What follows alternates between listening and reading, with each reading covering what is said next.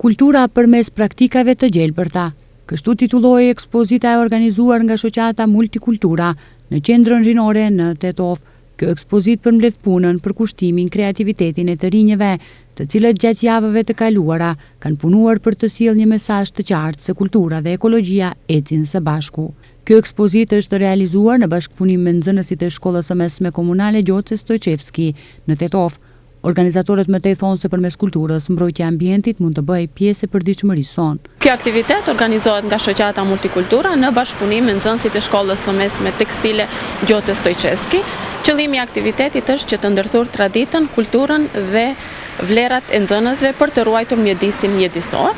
Gjithashtu do bëhet edhe një projektimi, një filmi të shkurtër dokumentar për mënyrën se si nxënësit e ri duhet të trajtojnë kulturën dhe mjedisin ku ata jetojnë. Përmes kësaj ekspozite do kemi mundësinë që të shohim punime të realizuara nga materiale të riciklueshme, të cilët janë sjellë në formën moderne të paraqitura nga nxënësit e shkollës tekstile. Organizatorët thonë se edhe në të ardhmen do të vazhdojnë me këto aktivitete për të ndërtuar iniciativa ku rinia, kultura, natyra bashkohen me një mision të përbashkët. Ky ekspozit është përkrahur nga Ministria e Kulturës së Republikës së Maqedonisë së Veriut.